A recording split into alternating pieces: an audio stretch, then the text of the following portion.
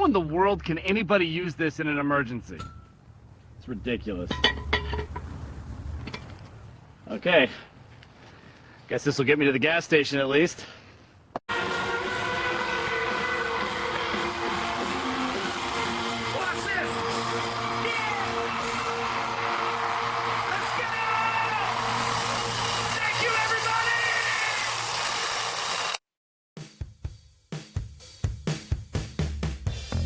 It's another edition of Checking In with Hein and Johnny, where the hosts bring in mystery topics that neither host knows anything about until the mics go hot and on the air. We are the show that keeps the host from talking about the weather and World War II 24 hours a day. Hey, Heiny, man, what's on your mind? The Heiny man and I are together again. Yes, but where are you, Johnny? I find myself in the delightfully named city of Lynchburg this week. Chris Rock did a hilarious setup about the city of Lynchburg and his fear of Lynchburg. Have you ever been to a southern city named Lynchburg? I'm trying. I always get it confused with. I was in a bar fight, a really big bar fight, in Gatlinburg. You were in a bar fight? Yeah, Explain. I think it was. It was in mid-July, and I just checked in because my throat was dry. I thought I'd stop in and get myself a beer. So you didn't throw any punches. You merely were there in spirit. Well, there on the table, stealing stud was the old man who named me Sue. He cut off a piece of my ear, or something like that. Something like that. They put it back on.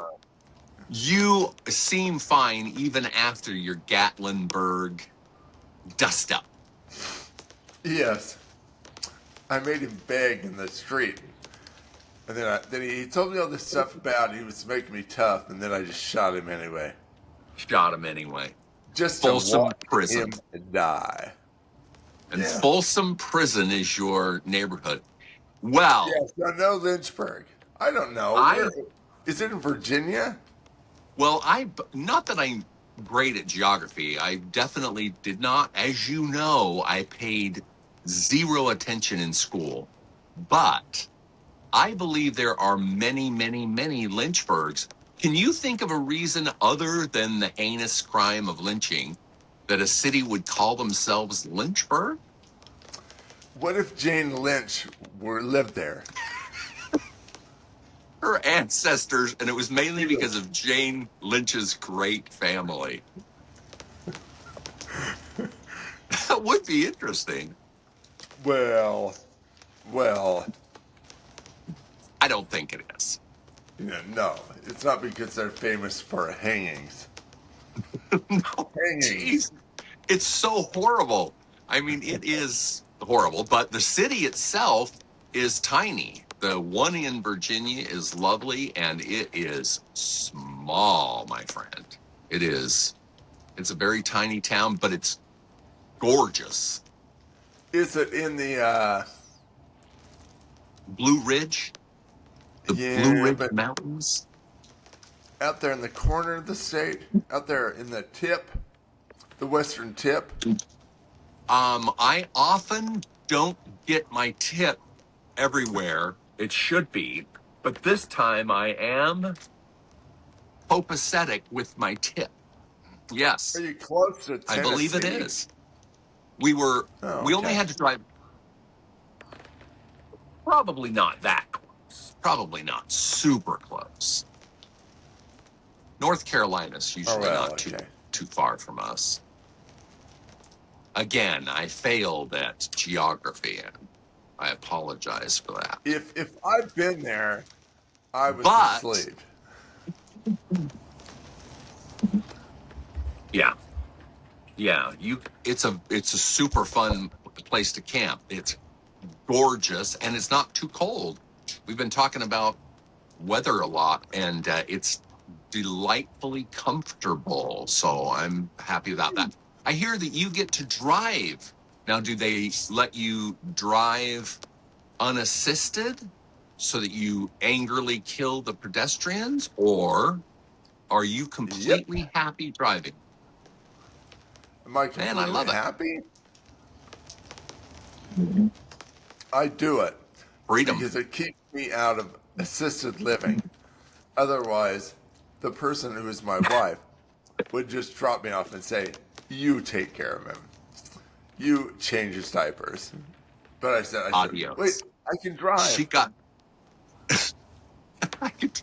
You don't have to be an Uber.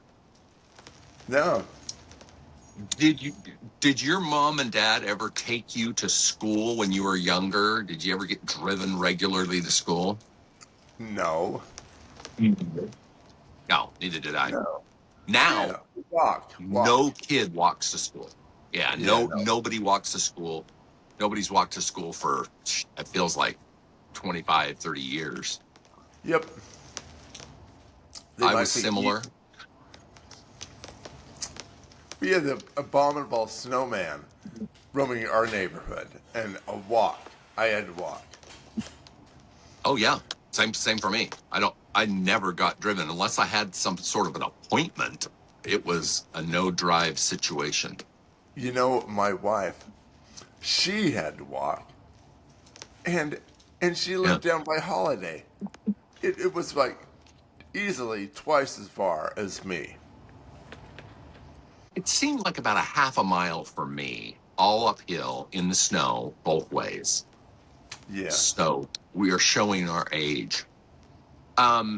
So one of the great parts about doing a podcast is you get to go back and re-listen to the Thanksgiving one from last year, Oh, what? and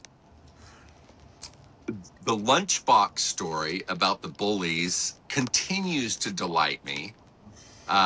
One of my favorite stories. Do you have a podcast story that has stuck in your craw so that you think it's your favorite? You know, Johnny, that implies that I go back and listen. Which you don't. No, only my speech therapist listens. And he says, Eh. "Oh, you talk about the same now as you did before the stroke." That's it. Yeah, that's gotta feel good So, for you. so I'm putting a gold star next to my name You as should. a speech rehabilitation expert. Yeah, because you sound just as bad as you did before. You got to feel great about that. No, I know I sound a little worse. Now, is your speech therapist lying to you so you feel good, or I don't do know. who knows? There's one person who doesn't lie, and that is my wife. She Yeah. tells me, "No, you sound like death warmed over." Has she used that phrase, or did you podcast topic it, which is make it a little I more don't, exciting? check the comments. You are completely honest It might at be all in the times. comments. You know, furthermore, she said, the listener said, you know, stop doing these shows where you've like prepared a funny little anecdotes that you think are funny about, you know, cranberries and crud. And You made fun of your cranberries. she says, it's just so old. I've heard it. It's not funny. Oh, It's that bitter. is awesome. It's bitter, the bitter show, when you just show up with nothing. So here I am with nothing. With nothing. Nothing. I got nothing to talk about. It's a test pattern on my screen. It's a test Maybe pattern in your brain. maybe we ought to review old shows so we don't do them again. But actually, by reviewing them, it's like doing the show again. It is. Filling. It's just filler. So now you're down in the Shen Valley Story Network. Shenandoah. I am in the Shenandoah Valley, the Blue Ridge Mountains. Yep. It's a little So- rainy today. Yeah, it doesn't look like the heart of springtime. Yeah, we're not at the beach. Who's home putting up here Christmas decorations? You know me, I was the second the Halloween trick-or-treaters get out of my yard, I immediately put up the Christmas lights. So we've got Christmas lights. We've got Frosty and his family out in the yard. We've got the Christmas tree up. I mean, we literally, one thing, here's our DIY treat for all of our one viewer. Last year, I wised up and just took a full roll of plastic wrap and just wrapped the entire fake tree. We have a flocked tree. I just wrapped it and then just took it downstairs and chucked it in the basement. So this year, took off the plastic wrap. It was done, ornaments and all. Voila. It was perfect. So in one day, we talked about it on the podcast, and that very day we did it on the podcast a couple of weeks ago. I drug it up. We got our Christmas tree up, and it's lit and plugged in. So I'm happy as a little lark. Oh, good for you. Very happy. So that's a lot. That's a lot easier than just running out in the yard and stapling a beard on that skeleton that's getting run over by the lawnmower. That is true. That is super easy. I suggest everyone do it. Follow us, and we'll give you more DIY tips. So, Henry, from time to time, we have been known to talk about reissues of albums. We did Exile on Main Street, and now we're going to talk about Black and Blue. Do you remember any songs from Black and Blue that you enjoyed the most? Which one would you enjoy? That there's a Memory Motel. Stop. Right there. That's a fantastic song. Yeah, it's got a little Keith dabbled in there. Yeah. What's one for you? Yeah, it's definitely a off that Keith album? style show. Song. Album. Yeah. Yeah. Memory Motel is number one. Rosehead Soup. Oh, okay.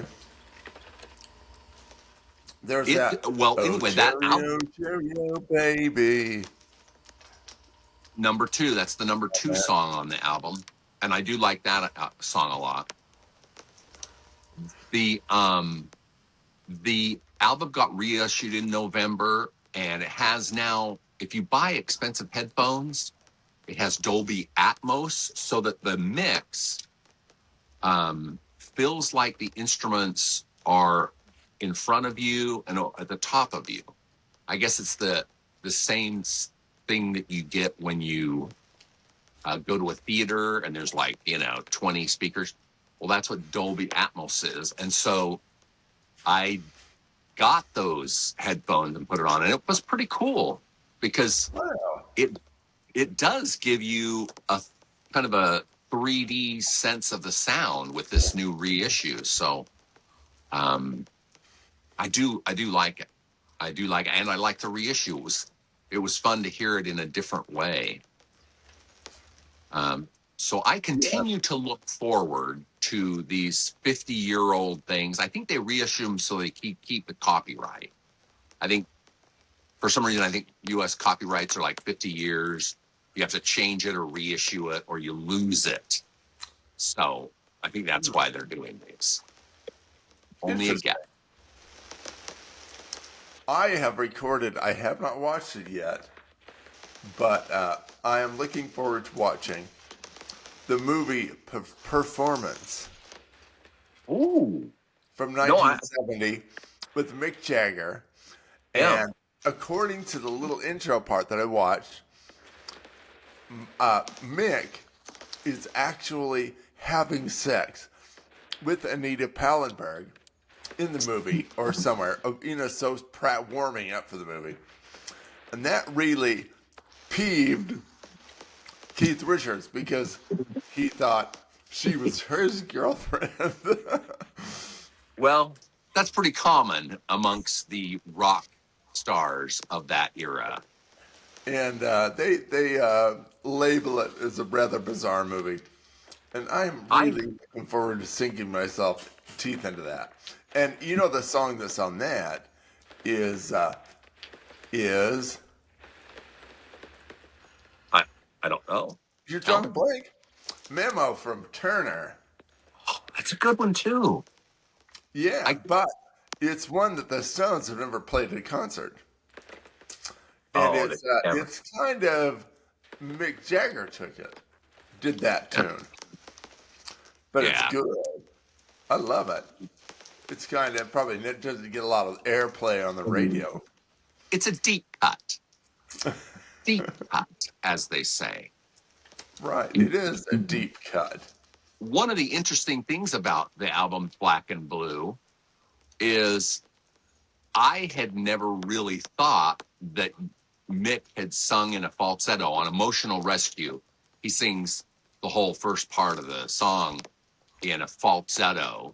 And I didn't think he really did that too often. And there it was on Black and Blue. So he sang in a falsetto on one of the tunes, and it was fun to revisit it. I mean, I've listened to the album before, but I never noticed it.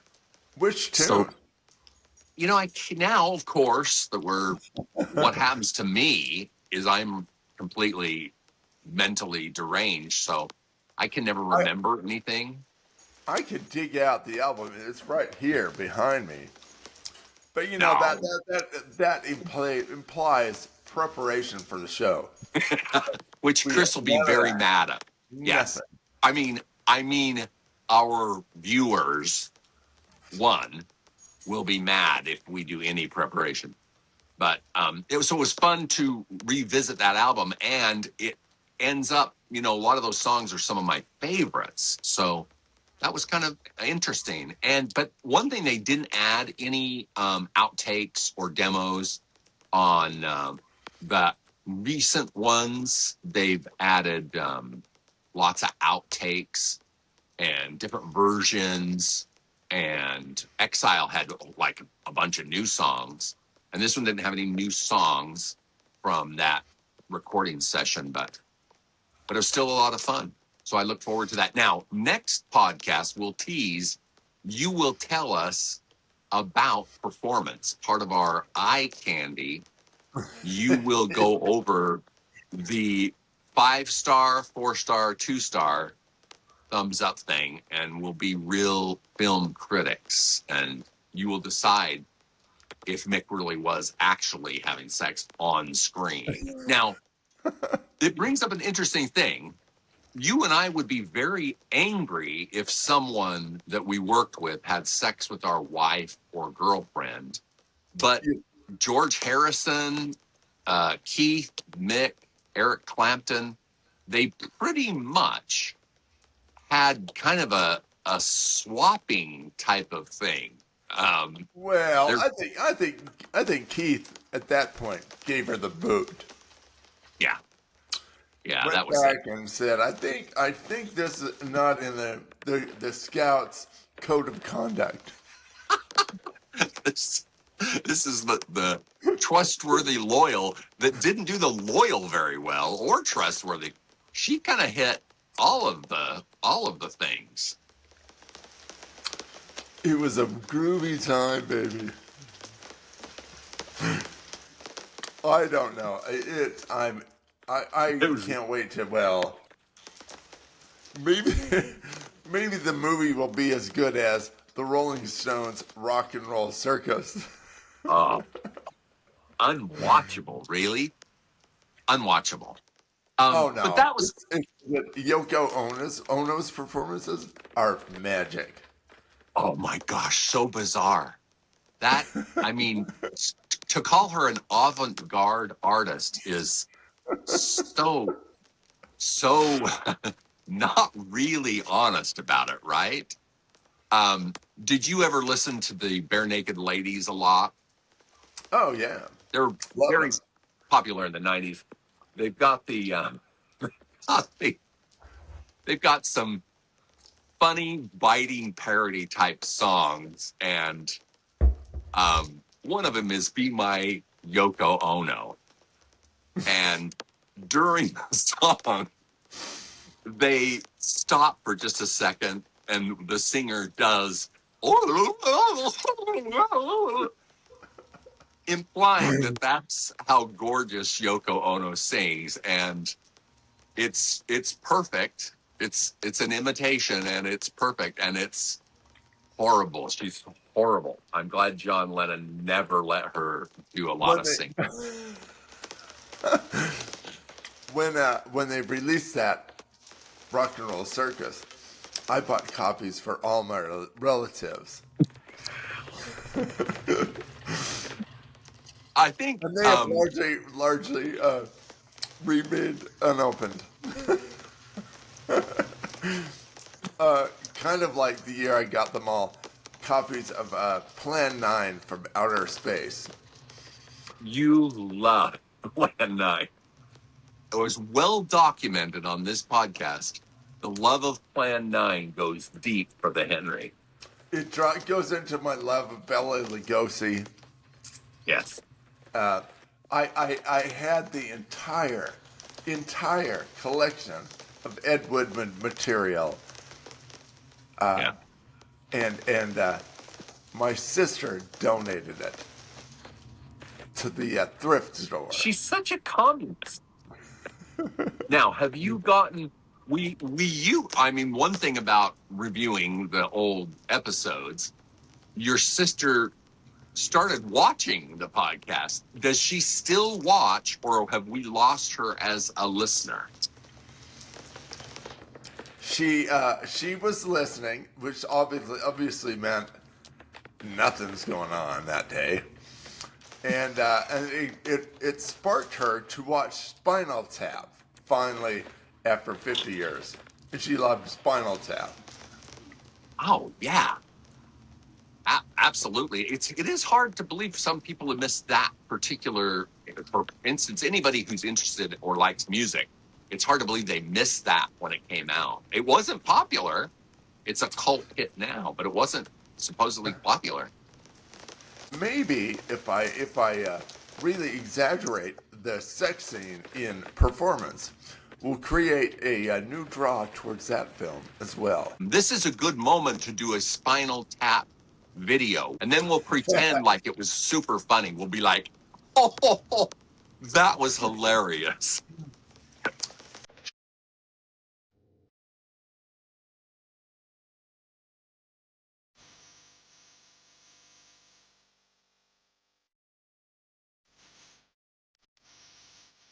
Smell the glove. Evening, beautiful people. Whoa, hold on a second. Is it just me, or does this mic smell like it got left in a gym bag with a wet ferret? Seriously, it smells like somebody grilled onions on it and then took a nap. I'm a rock god, mate, so I deserve a fresh minty mic at least.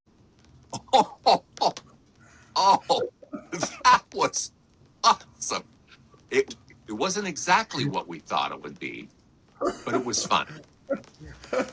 Oh, my dead leg just fell off. We're so funny, and we think we're so funny. We're the only people, but we definitely think we're funny. Well, yes. I have not entered a laughing fit like I did about the BVDs full of diarrhea being dragged in by my dog.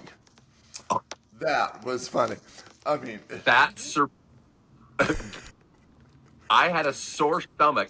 Allison goes, "How did it go today?" I says, "Well, I haven't laughed this hard in 7 years."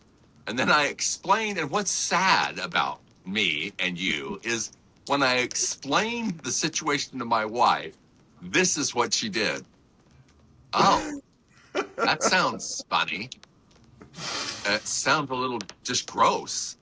And you and I could not get through. I mean, we couldn't even get through without butt gusting laugh. I mean, we were just, our butts were falling off. We were that. I guess you had to be there, huh?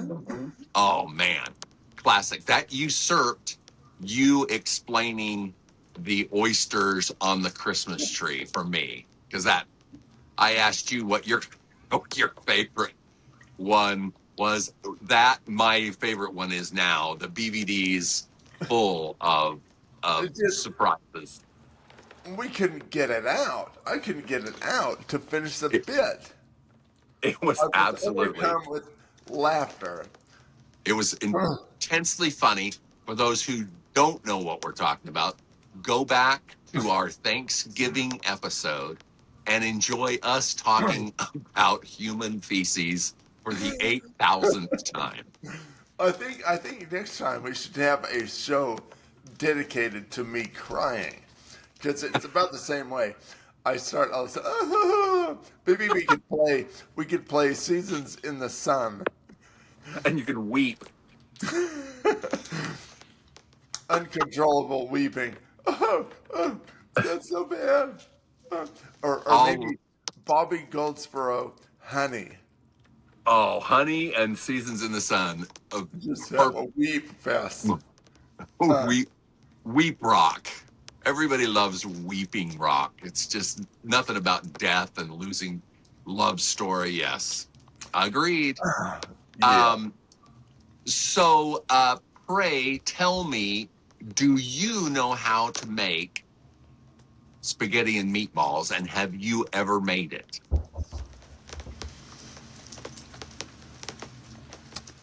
I make spaghetti and meat sauce. I refuse to make the meatballs because I don't really like it. I hate giant meatballs. I just like a little in there meat sauce. And my other friend who enjoyed Italian food, we'd always go out for lunch. And I said, "You're just like me," because he'd order spaghetti and meat sauce. Not meatballs? No. Meat sauce. So the answer is a hard no. I mean, I bought the Costco meatballs and thawed them out and dumped them in. Does that count? No. Whereas my wife has made meatballs as a treat, and then I said, "Oh, I don't like, I prefer meat sauce. It can be easier than that." Wads of meat is not as attractive as the spaghetti itself. There are lots of hidden rules in my Culinary life. delights.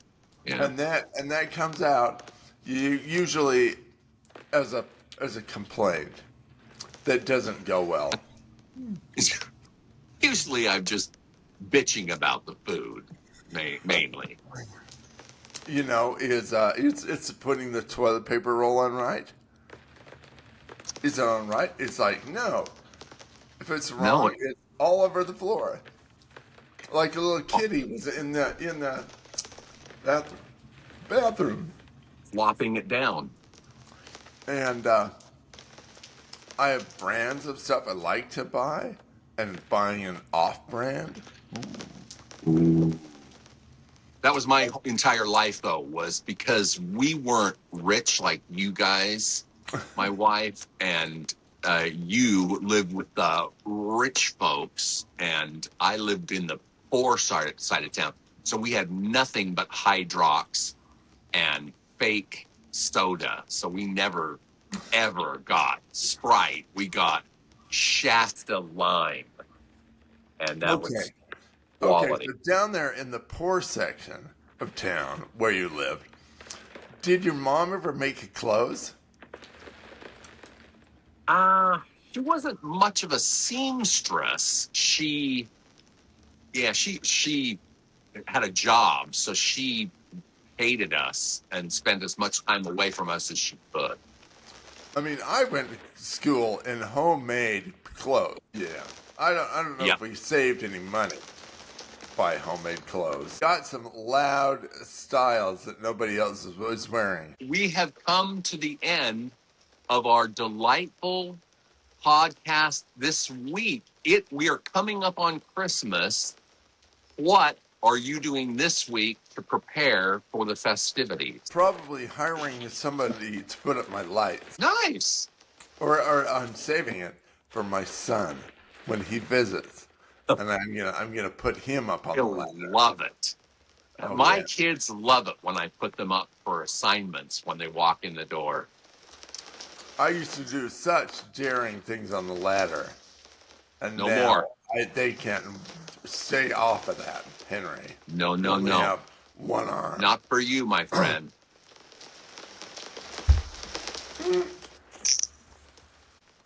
Well, we will see you next week, and you will let us know how performance was. Enjoy. Bye.